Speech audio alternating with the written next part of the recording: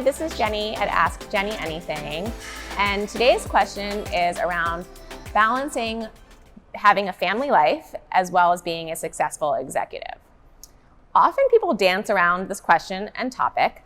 I do have 3 kids, I have a husband, and family life is very important to me. It always has been since I started Rent the Runway, and definitely still until today. My kids are still young, and I don't want to miss out on that time. You don't get that time back with your kids. So even though part of my answer is having the right partnership with your spouse and making sure that you have a communication and balance in who's on deck for certain kid moments and kids responsibilities, I also don't want to miss out on any of those key moments. So what has helped me? Well, I think first off, the perspective of it's not a chore, it's an amazing opportunity to get to do both. I remember being on a panel with another woman, and she was talking, she was asked this question, and she said, you know what, we get to run companies and we get to give birth. Like, for women in particular, like, that's actually a unique thing men cannot do. So I think that's pretty special, and just reframing the question and how you think about it.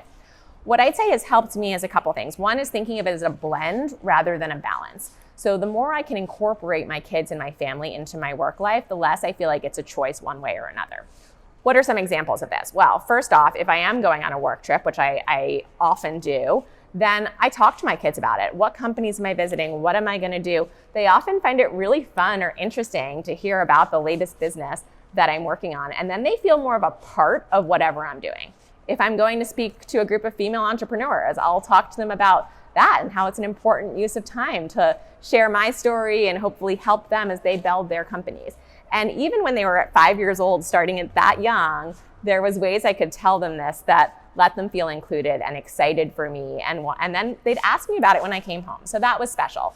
Bringing my kids into the office. I know this is not feasible for everyone, but I think when it is, or if you can even start setting the tone that it might be an option for your company, it's really powerful. I know at Volition Capital, I've seen that happen, and it adds to the dynamic for everyone else. It's not just, the self-serving thing where I get to see my kids and they get to see my work environment and it's a blend and they're part of it. It also adds a nice light element to the rest of the company. And if you're in a leadership role, showing that that's an option, I think is really powerful as a recruiting tool, as an inspiration to people who are having kids and maybe a little skittish around what it means in terms of compromising their family life.